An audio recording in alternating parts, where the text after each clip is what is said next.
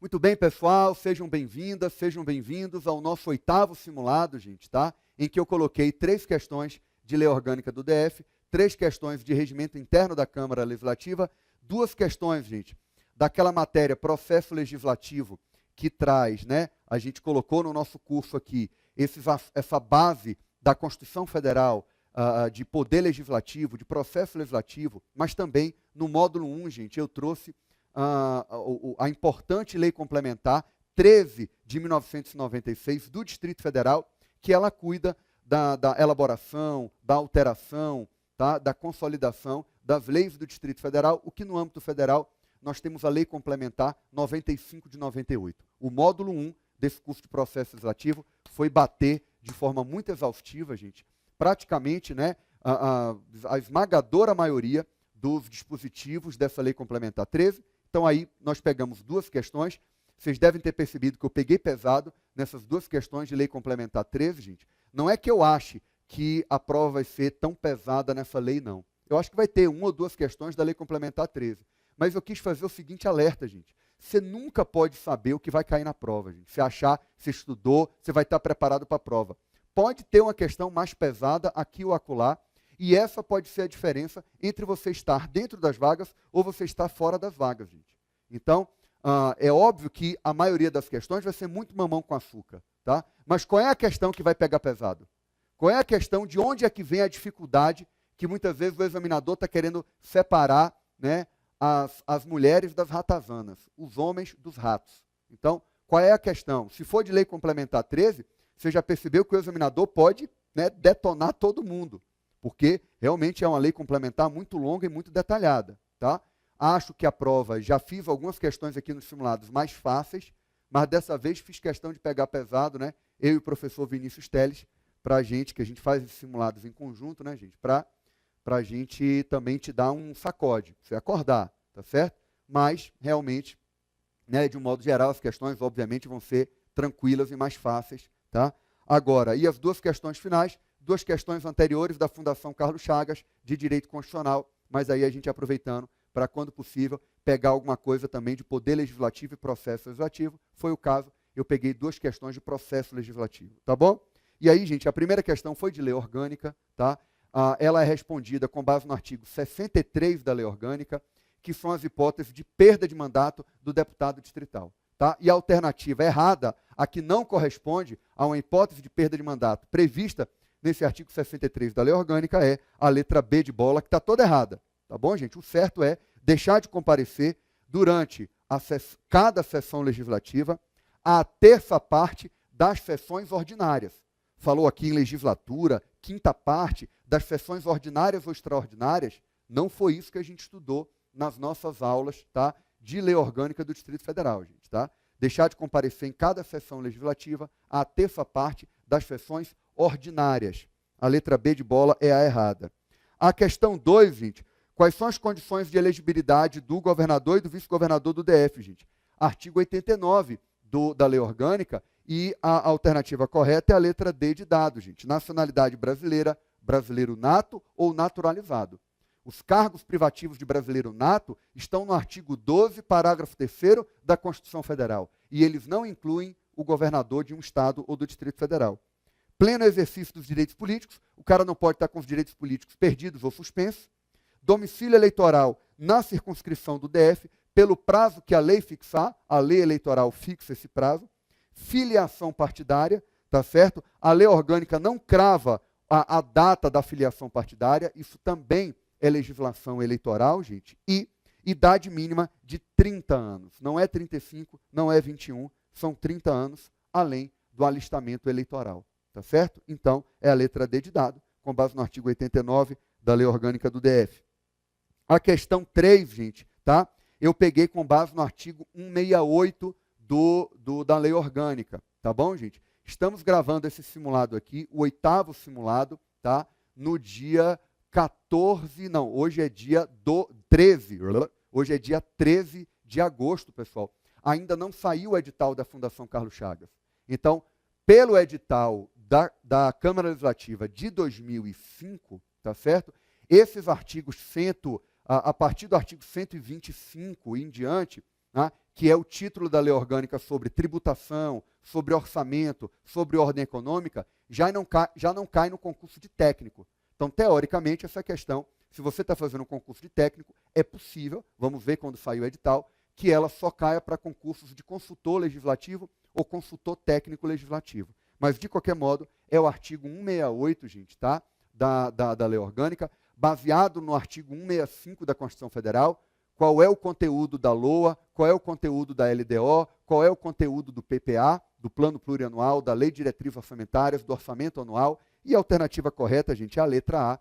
Esse é um conteúdo da LDO, tá certo? Trazer as alterações da legislação tributária, porque isso vai ter um impacto na arrecadação do ano seguinte, trazer as metas e prioridades para o exercício subsequente, já que a LDO tem o objetivo de regular o exercício financeiro subsequente, tá? E estabelecer a política de aplicação das agências financeiras oficiais de fomento, também, né, aqui no DF, o BRB é uma agência oficial financeira de fomento, né, da economia do DF, mas tem outros objetivos, né, a indicar ou pelo menos orientar a elaboração da LOA, tá? Mas eu não botei orientar a elaboração da LOA, senão ia ficar muito na cara que era LDO. Eu só tirei esse conteúdo da LDO para não ficar tão na cara, mas esse é o conteúdo, gente, da Lei de Diretrizes Orçamentárias, de acordo com o artigo 168 da Lei Orgânica do DF, a letra A é a correta. Questão 4, gente, tá? Uma questão também que não foi muito fácil, tá? De regimento interno. Esse simulado, gente, peguei poucas questões de concursos anteriores da FCC, peguei pesado realmente em regimento e Lei Complementar 13 de 96. Vamos lá, gente. Com fundamento numa situação hipotética em que havia apreciação de um projeto de lei que tramitava em regime de prioridade, ele estava sendo discutido na CCJ, o deputado João é o autor do projeto, ele não é membro da CCJ, mas ele estava lá na comissão, assistindo à reunião da comissão, o regimento interno permite que isso aconteça, e ele levantou questão de ordem para esclarecer dúvidas sobre os procedimentos que seriam adotados na deliberação daquele projeto. A questão de ordem foi indeferida pelo presidente da CCJ. Marque a opção errada, tá certo, gente? A opção errada é a letra C, tá certo, gente? Que diz que o deputado João poderá solicitar vista do projeto pelo prazo determinado pelo presidente, que não exceda 5 dias. Isso está errado, gente, porque nós temos a ideia de que, pelo artigo 95, inciso 8, não membro de comissão não pode pedir vista. João não é membro da CCJ, então ele não pode pedir vista. E a vista, gente, teria que ser, em casos de regime de prioridade e regime de urgência, a vista é de no máximo 2 horas. Então, né, não era 5 dias, como está dito aqui. Tá? Então, a letra C completamente errada, com base nesse importante artigo 95 do regimento, gente, que traz os procedimentos que são adotados na comissão durante a deliberação de uma matéria. Então, o inciso 8 traz o erro da letra C. A letra A, gente, pediu para marcar errado, né? As outras alternativas estão corretas. A letra A, o deputado não pode levantar questão de ordem, pois somente membros da comissão têm essa prerrogativa, é o que está no artigo 97 do regimento. Letra B, por não integrar a CCJ como membro, o deputado João poderá usar da palavra durante a discussão por 3 minutos, é exatamente o que diz o artigo 95, inciso 9, gente. Preste atenção nesse artigo 95, tá? Quando nós estudamos ele na nossa aula, gente, de regimento, eu circulei com vocês quais os incisos do longo artigo 95 têm maior chance de cair em prova. Esse é um deles. Por quanto tempo um membro da comissão, tá, o não membro da comissão podem discutir uma matéria que esteja sendo discutida lá, que esteja sendo deliberada na comissão. O não membro, ele pode fazer realmente por 3 minutos. A letra B está tranquila com o 95, inciso 9. A letra D, gente, o deputado João, por ser autor do projeto, ele deveria ter sido cientificado da data em que seu projeto seria discutido na CCJ, com antecedência mínima de 2 dias. É o que o 95, inciso 10 diz, tá? Que nos projetos em regime de prioridade ou ordinária, existe mesmo essa necessidade de comunicar com antecedência de 2 dias o autor do projeto. Projetos em regime de urgência não tem esse requisito regimental de ser comunicado com antecedência de 2 dias. Não existe, tá? Mas como era um projeto que tramitava em regime de prioridade, realmente havia necessidade de comunicar com antecedência de 2 dias, tá? Se fosse regime de urgência, é que não teria esse requisito. A letra E está correta, tá? Da decisão do presidente da CCJ, que indeferiu a questão do deputado João, tá? Vamos combinar, gente. Se João pudesse, pelo menos, caberia recurso ao plenário. Então, de uma decisão de questão de ordem, cabe recurso ao plenário. Ele pode recorrer. O plenário vai continuar dizendo, não, cara, você não pode você não pode oferecer questão de ordem porque você não é membro da comissão, mas ele pode recorrer, tá certo? De um indeferimento do presidente da comissão, cabe recurso para o plenário, tá certo? E aí é algo que realmente tem respaldo no artigo 97 do regimento. A alternativa errada era mesmo a letra C de casa.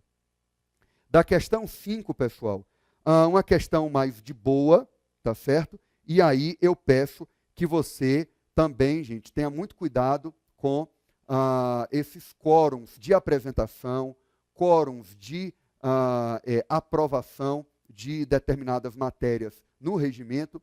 Eu tenho um requerimento de urgência, pessoal, que para ele ser apresentado, para que uma matéria tramite em regime de urgência, tá? Existem matérias que naturalmente já tramitam em regime de urgência. A gente viu isso no regimento e nas nossas aulas. Agora, é possível que você pegue qualquer matéria e ela tenha, então, um requerimento de urgência. O requerimento tem que ser subscrito por 1/3 dos deputados distritais, ou seja, 8 no meio de 24, e ele tem que ser aprovado por 2/3, ou seja, 16 deputados distritais. Portanto, a alternativa correta é a letra E, tá certo? Com base no artigo 164 do regimento interno, tá bom? Então, é um quórum elevadíssimo de 2/3, tá? É dificílimo a gente ter esse quórum de 2/3, emenda a lei orgânica e por aí vai. Então, muito cuidado, gente, com essa regrinha aqui, que o requerimento de urgência na Câmara Legislativa, ele precisa ser apresentado por 1/3 e aprovado por 2/3 dos membros da Câmara Legislativa. A questão 6, pessoal, é uma questão ainda de regimento, tá certo? Quanto às sessões plenárias da Câmara, outro assunto que tem grande chance de cair em prova, marque a opção errada. Muito bem, gente. A letra A, vamos já comentar que a letra B de bola é a errada, tá? Com base no artigo 99, inciso 2, no sentido de que realmente as sessões ordinárias são aquelas que acontecem de terça a quinta. Terça, quarta e quinta, começando às 3 da tarde, às 15 horas, e não é de segunda a quinta-feira, gente. Então, o erro da letra B de bola é esse, com base no artigo 99, inciso 2. A letra A se equipara ao que está escrito no artigo 99, inciso 1 do regimento. As sessões preparatórias são aquelas que precedem a inauguração dos trabalhos da Câmara na primeira e na terceira sessões legislativas de cada legislatura, né, para posse dos deputados, para eleição e posse da mesa diretora na primeira sessão legislativa e para a posse da mesa diretora na terceira sessão legislativa. Tudo isso a gente estudou, gente, bastante no nosso curso de regimento interno, tá bom? A letra C, ela está correta. As sessões ordinárias terão normalmente a duração de 4 horas, então seria de 3 da tarde até 7 da noite, né, de 15 às 19, podendo ser prorrogada de ofício pelo presidente ou por deliberação do plenário, quando há requerimento justificado de qualquer deputado distrital, gente. Isso dito lá nos artigos 101 a 103 do regimento interno. A letra D de dado está correta. Para manutenção da ordem e respeito à austeridade das sessões, a nenhum deputado distrital será permitido falar sem pedir a palavra e sem que o presidente da sessão a conceda, gente. E somente após essa concessão, a taquigrafia iniciará o apanhamento do discurso. Isso está no artigo 104, inciso 6, e é bem importante mesmo, gente, para a condução dos trabalhos, a gente entender que o deputado tem que pedir a palavra e o presidente que conduz a ordem, tá, da sessão, ele é quem vai conceder a palavra ao deputado, tá? Veja o artigo 104, inciso 6. E a letra E, gente, também está correta com base no artigo 100, no importante artigo 100, tá? As sessões ordinárias compreendem 3 fases: pequeno expediente, ordem do dia e grande expediente nesta ordem, tá? A gente estudou bastante, gente, no nosso curso de regimento, tá? O pequeno expediente, a ordem do dia, o grande expediente, tá? Aqueles 10 minutos iniciais antes do pequeno expediente para a leitura da correspondência, tá? Que chegou à mesa diretora. Então, a gente estudou exaustivamente esse artigo 100 e seguinte, que trazem exatamente até a explicação dessas fases da sessão ordinária. Não saber nem a ordem delas e quais são as fases é muito complicado, gente, tá? O artigo 100, na sua literalidade, diz exatamente o que está na letra E. Então, a alternativa errada é mesmo a letra B de bola. Na questão 7, pessoal, a 7 e a 8 foram aquelas questões mais pesadas que eu botei de lei complementar 13, tá certo? E a alternativa errada é a letra B de bola, porque a letra B diz assim: a lei que conceda isenção ou benefício fiscal será elaborada com prazo certo de vigência, isso está correto, tá certo? Observada a vedação de conceder isenção ou benefício fiscal por prazo superior à vigência da lei que aprovar o plano plurianual e não o orçamento anual, gente. Isso está no artigo 94 da Lei Complementar 13 de 96, e veja que os benefícios, as isenções, elas podem ter a vigência de 2 anos, gente, de 3 anos. Não pode ter a vigência maior do que o PPA, tá certo? Então, prestem atenção, que é muito importante, tá? Este artigo 94, gente, ele é muito interessante. Veja que nós temos uma situação de discussão de grave crise fiscal do Distrito Federal, da União, e é muito importante um dispositivo que diga, olha, benefício fiscal, tá? Isenção fiscal, que vai diminuir a arrecadação, não pode ser concedido com um prazo maior do que o PPA, mas pode ser um prazo maior do que a LOA, tá certo? Que é 1 ano, pode ser maior do que 1 ano, só não pode ser mais do que 4 anos naquele período do plano plurianual, tá certo? Então, é uma norma que não é desimportante, gente. Eu não estou cobrando aqui o sexo dos anjos. Eu estou botando aqui um dispositivo extremamente importante. Pô, Léo, mas você trocou só uma palavrinha. Mas como é que você leu esse dispositivo? E a gente estudou exaustivamente lá no nosso curso. Você leu com displicência ele? Você não tentou fazer uma historinha na sua cabeça, memorizando, tentando entender o porquê? Não é uma mera palavrinha solta sem nenhum significado, gente. Tem um significado importantíssimo. Isso não é um peguinha de prova.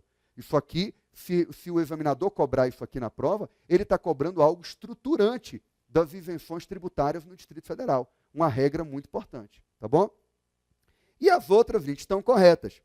A lei pode começar a produzir efeitos em data diversa do início de sua vigência. Primeiro, gente, que nós temos isso está no artigo 92, nós temos a possibilidade de lei retroagir, tá?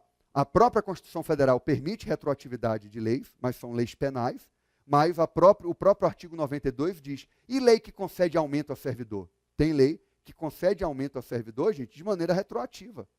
Vá lá no 92 da Lei Complementar 13 de 96, que você vai ver. A lei no DF pode produzir efeitos em momento distinto do início de sua vigência. Perfeito, tá? A letra C, não havendo cláusula de vigência, a lei começa a vigorar em todo o Distrito Federal 15 dias após sua publicação.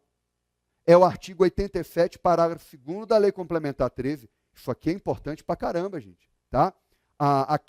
Aquela LINDB, Lei de Introdução às Normas do Direito Brasileiro, quem estuda aí para alguns concursos já ouviu falar dela, era a antiga Lei de Introdução ao Código Civil, que foi alterado o seu nome para Lei de Introdução às Normas do Direito Brasileiro, isso na União. Ela traz outra regra para o ordenamento federal, tá? Ela diz que são 30 dias, tá certo? 45 dias, né? 45 dias se a lei não trouxer a cláusula de vigência. Agora, vale no Brasil. No exterior, são 3 meses. Agora, aqui, no Distrito Federal, se fala em 15 dias, tá? 15 dias. Isso aqui é importante para Dedéu, tá? Então, está correto o artigo 87, parágrafo 2º da Lei Complementar 13. A letra D, gente, somente entra em vigor no primeiro dia do exercício financeiro para o qual foi elaborada a lei orçamentária. É verdade, gente. A lei orçamentária, quando ela é aprovada, vem o artigo 88, parágrafo 2º, inciso 2 da Lei Complementar 13, gente, dizendo que uma lei orçamentária, ela entra em vigor, tá certo? A ideia é entrar em vigor no primeiro dia do exercício financeiro para o qual ela foi elaborada. Então, a ideia de que você vai ter uma vacatio legis, tá? que vai da data da aprovação dela, ela pode ter sido aprovada em uma data, em outra, mas a vigência dela vai ser realmente no primeiro dia do exercício financeiro para o qual ela foi elaborada, para que ela, então, valha a partir de 1º de janeiro para frente. Então, esta é a ideia que está lá no artigo 88, parágrafo único, inciso 2, né? Preste atenção nessa ideia de quando é que tem o início da vigência das leis do DF, tá? Eu peguei pelo menos das leis orçamentárias, tá? Acho que também isso seria importante. E além disso, gente, para efeito de vigência, é a letra E, considera-se lei nova a parte vetada cujo veto é rejeitado, é derrubado. Isso está no artigo 90, gente, da Lei Complementar 13. Porque, veja, a gente viu lá nesse módulo 1 que quando uma lei ela é vetada, uma parte do projeto de lei é vetado pelo governador, esse projeto de lei volta para a Câmara Legislativa. A parte que foi sancionada já é publicada no Diário Oficial. E a parte que é vetada volta para a Câmara Legislativa. E quando esse veto é derrubado, o veto derrubado vai então provocar uma publicação, uma nova publicação dessa lei. Se ela teve uma parte sancionada, a lei já foi publicada. Se ela tinha sido toda vetada, a lei vai ser publicada pela primeira vez. Isso é óbvio. Agora, em qualquer dos casos, nós consideramos lei nova essa parte que está entrando agora na lei ou essa parte que finalmente virou lei. Por quê, gente? Inclusive, eu expliquei lá no módulo 1, né, quando a gente explicou isso, que a lei é republicada com o mesmo número e a mesma data de promulgação. A data de promulgação aconteceu lá atrás, na primeira vez que a lei foi publicada, foi promulgada e publicada. Nesse segundo momento, você apenas tem uma republicação, mas a lei mantém o seu número original, e aqueles dispositivos que estão entrando agora estão vigorando daqui para frente. Os dispositivos que já vigoravam continuam a vigorar. Agora, é considerada lei nova essa parte que está entrando agora na lei. A lei é republicada com o mesmo número e esses dispositivos novos vigoram daqui para frente, em regra, né? Pode ter uma vigência retroativa, mas a ideia é de que eles são considerados lei nova, porque eles estão entrando agora na lei. Eu expliquei isso bastante, gente, no nosso módulo 1, tá certo? É o artigo 90, a letra E também está correta, é a letra B de bola que está errada. Muito bem, gente, essa era a questão 7. A questão 8, outra questão da Lei Complementar 13, marque a alternativa correta. E a alternativa correta, gente, é a letra A. Uma lei só pode ser revogada por outra da mesma espécie ou de grau superior. Então, gente, há quem discuta, tá certo? Essa questão da inconstitucionalidade superveniente. O que é que o Supremo, na verdade, até a ideia de que se existe uma lei ordinária do DF, veio uma emenda à lei orgânica posterior, houve uma inconstitucionalidade superveniente, isso aí é para o pessoal mais da área, né, de procurador legislativo, de consultor legislativo, Constituição e Justiça, não é a tese que o Supremo adota a da inconstitucionalidade superveniente. O Supremo adota a tese da revogação. Emenda a lei orgânica, revoga a lei ordinária, a lei complementar e as leis infraconstitucionais em relação à lei orgânica do DF. Então, a mesma coisa que acontece com relação a leis ordinárias, leis complementares, em relação a uma emenda à Constituição Federal. Então, a ideia é a de que uma lei no DF pode ser revogada por lei da mesma espécie ou de grau superior. Então, a ideia é de que uma emenda à lei orgânica pode revogar uma lei ordinária. Tá certo? Então, é exatamente o que está escrito no artigo 98, parágrafo 1º da Lei Complementar 13 de 96. São revogações que acontecem, tá? E aí eu espero que você entenda que eu também não estou cobrando um dispositivo desimportante. Ele pode cair na sua prova e preste atenção que uma lei de hierarquia inferior não poderia revogar uma lei de hierarquia superior.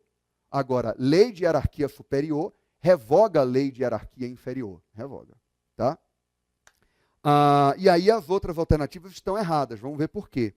Quando a letra B diz que a revogação, que terá dispositivo próprio, Chamado de cláusula de vigência, gente? Não, esse é o único erro da questão. Chamado cláusula revogatória, constará do último artigo da lei.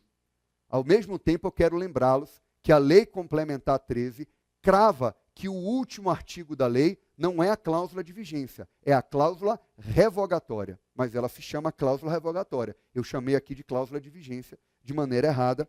Isso está no artigo 97, parágrafo 1º da Lei Complementar 13, gente, tá? Mas a cláusula, a revogação, que consta de dispositivo próprio, cujo nome é cláusula de revogação, cláusula revogatória, constará do último artigo da lei. Aí estaria certo. Mas, como teve esse erro, a letra B está errada. A letra C, gente, o legislador deve sempre reutilizar a numeração de dispositivos revogados. Está errado, gente. Né? Muito cuidado com a alternativa que diga sempre, nunca. Geralmente ela está errada, é possível que ela esteja correta. Depende do caso concreto. Mas geralmente ela está errada e aqui ela está errada. Se você pegar o artigo 102 da Lei Complementar 13, gente, a ideia é de que, em regra, você não reaproveita a numeração de artigos revogados. Isto pode acontecer, gente, nos termos do artigo 102. Se houver uma repristinação legal, aquele dispositivo foi revogado, mas teve uma lei que repristinou, ou seja, que ressuscitou, é feito Jesus Cristo. Eu brinquei isso em nossa sala de aula, né, ou na videoaula, não é sala de aula, na videoaula, em que nós falamos que quando ocorre repristinação, é possível reaproveitar o dispositivo revogado, porque o dispositivo revogado vai agora recobrar a sua vigência. Ou então na consolidação das leis. Quando você consolida 3, 4 leis em uma só, é possível que uma delas esteja com o artigo 74 revogado. No novo artigo 74, ele não vai estar revogado, porque você compilou, né, fez a compilação de várias leis e aproveitou esse artigo 74 revogado para agora utilizar ele como artigo 74 vigente. Né? Não tem problema. Leia, a gente estudou isso, né, no módulo 1, e você leia o artigo 102 da Lei Complementar 13. O que mais, gente? Letra D de dado. É vedada a renumeração de artigos em virtude de alteração da lei, o que se aplica, inclusive, à renumeração dos artigos que contêm a cláusula de vigência e a cláusula revogatória. Está errado. É o artigo 114, parágrafo 1º da Lei Complementar 13, gente, e é o seguinte, não se aplica. É vedada, gente, a renumeração de artigos. Porque os artigos, gente, costumam eles costumam ser conhecidos pelos aplicadores do direito. Então, os aplicadores do direito vão se lembrar do artigo, por exemplo, no direito penal, artigo 171, que é do estelionato. Tá? Então, você começa a ter uma certa familiaridade. Imagine que você altere o artigo 3º da lei. Vai ficar renumerando todos os artigos seguintes, gente? Não. Em regra, tá, é vedada a renumeração dos artigos da lei. O que não se aplica à cláusula de vigência e à cláusula revogatória. Porque cláusula de vigência e cláusula revogatória, gente, não é de uma aplicação que o aplicador do direito tenha que se preocupar porque aquilo regula algo da vida. Não. É apenas a vigência e a revogação. Admite-se a renumeração desses artigos pelo menor impacto dele na vida dos cidadãos, no sentido de que o cidadão não precisa lembrar. Ele facilmente vai ver os 2 últimos artigos da lei. Então é possível que você fique acrescentando artigos no final da lei e renumerando a cláusula de vigência e a cláusula de revogação. Então a letra D está errada. Tá? E a letra E também está errada, gente, com base no artigo 117. A lei que mandar acrescer dispositivo, diz assim, poderá ser de espécie diversa daquela que tiver dispositivo acrescido. Gente, na Lei Complementar 13, ela diz que sempre será da mesma espécie daquela que tiver dispositivo acrescido. Então, você pode talvez elocubrar um caso concreto, mas eu quero dizer o seguinte, pela letra do 117 da Lei Complementar 13, leia lá, que diz que a lei que mandar acrescer dispositivo será sempre, usa até o advérbio sempre, da mesma espécie, tá, daquela que tiver dispositivo acrescido. Então, essa letra E não se coaduna com esse artigo 117 da Lei Complementar 13. Muito bem, gente. Questão 9 começa questões de direito constitucional de concursos anteriores. Peguei aqui um concurso de procurador, da FEGEP do Maranhão, tá certo? Da FCC, um concurso da FCC. E aí, gente, o governador de determinado estado encaminhou à Assembleia Legislativa projeto de lei ordinária criando órgão vinculado à Secretaria da Saúde, bem como criando cargos públicos com atribuições para execução de atividades junto a esse órgão. No âmbito da Assembleia, esse projeto recebeu 2 emendas. A primeira delas aumentou o número de cargos previsto na proposição inicial, acarretando o aumento da despesa originalmente prevista no projeto, gente. A segunda emenda alterou as regras do regime jurídico único dos servidores públicos desse Estado, junto ao Poder Executivo, regime esse disciplinado em lei específica que não foi objeto do projeto de lei encaminhado pelo governador. Considerando esse caso concreto, a jurisprudência do Supremo, a Constituição Federal, e eu poderia dizer a própria lei orgânica do DF, tá? A gente estudou isso, gente, no regimento interno, estudou isso na lei orgânica do DF, isso estava repetido na lei complementar 13 de 96. Todas elas cravaram isso aqui, que é a resposta, é a letra D de dado, gente. As 2 emendas são inconstitucionais. Por quê? Em projeto de iniciativa privativa do Executivo, como é o caso, é vedada emenda parlamentar que aumente despesas. Veja que existe a ressalva do artigo 166, parágrafo 3º e 4º da Constituição Federal. Isso a lei orgânica ressalva, a Constituição Federal ressalva, que é exatamente os casos de LDO e LOA.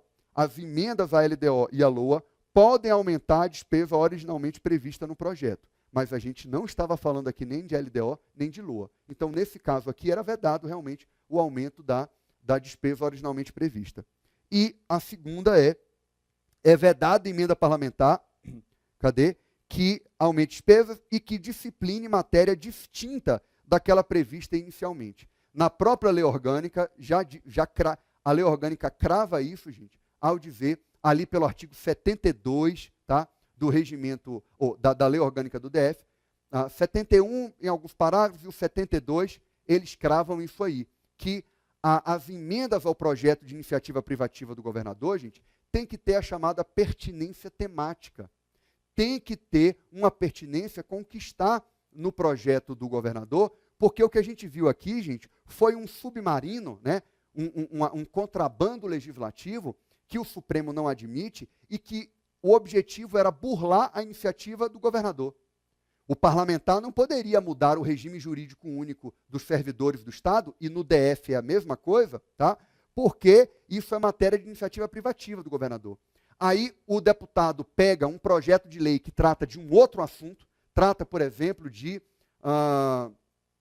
aqui no caso, a criação de um órgão, a criação de cargos para esse órgão. Aí você vai mexer no RJU, Léo, mas é parecido. Parecido não é o assunto. O assunto era criar órgão, a estrutura desse órgão e cargos para esse órgão. Então, não me venha dispor sobre o regime jurídico único dos servidores. Então, não tinha pertinência temática, tá bom? E pela lei orgânica, pela jurisprudência do Supremo, isso é inconstitucional em projetos de lei de iniciativa privativa do governador, gente, tá certo? Então, o gabarito correto é a letra D.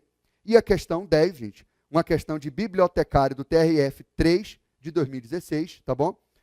Da FCC também, diz que o Congresso Nacional aprovou um projeto de lei após regular trâmite, remetendo em seguida ao presidente da República. Entendendo o contrário ao interesse público, o presidente vetou integralmente, tá, o projeto, restituindo-o, então, ao Congresso.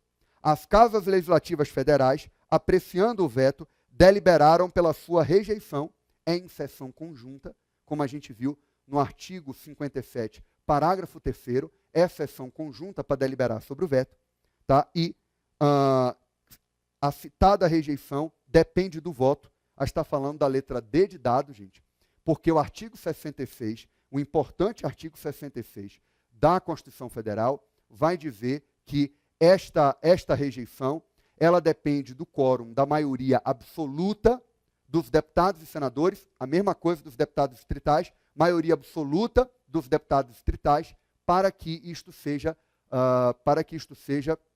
derrubado, para que o veto seja derrubado, eu preciso da maioria absoluta de deputados e de senadores naquela sessão conjunta. Então, o quórum é de maioria absoluta e, obtido o quórum, o projeto será remetido ao presidente da República para promulgação, gente.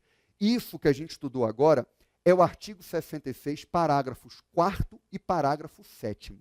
O parágrafo 4º dá o quórum de maioria absoluta e o parágrafo 7º diz: quando o Congresso derruba o veto, não é o presidente do Congresso, da mesma forma, não é o presidente da Câmara Legislativa que promulga o projeto de lei. Projeto de lei ordinário e complementar, gente, em regra, são promulgados pelo chefe do Executivo, presidente da República no Congresso Nacional, governador, no caso da Câmara Legislativa e do Distrito Federal. Então, primeiro o governador, o presidente, tem o prazo de 48 horas para promulgar esse projeto de lei, que foi vetado, mas teve o veto derrubado, tá? E se ele não o fizer, aí vai o presidente do Senado, tá? Ou o presidente da Câmara Legislativa, no mesmo prazo fazê-lo. Se eles não o fizerem, respectivamente, é o vice-presidente do Senado e o vice-presidente da Câmara Legislativa. Isso dito na lei orgânica e dito na Constituição Federal, tá? Na Constituição Federal, artigo 66, parágrafo 4º e parágrafo 7º. Isso tem uma chance enorme de cair na sua prova, gente, tá? E o gabarito foi a letra D de dado, tá bom? Pessoal, é isso, tá? Espero que vocês tenham feito um excelente simulado, tá bom? Até nosso próximo simulado, gente, o 9º simulado, tá certo? Em que a gente vai também continuar nessa toada. Não se assuste se você foi mais ou menos, eu peguei um pouco mais pesado nesse simulado, é para você despertar e ficar ligado, tá certo? Tá bom? E aí, até o nosso próximo simulado, gente. Um abraço a todos. Tchau, tchau.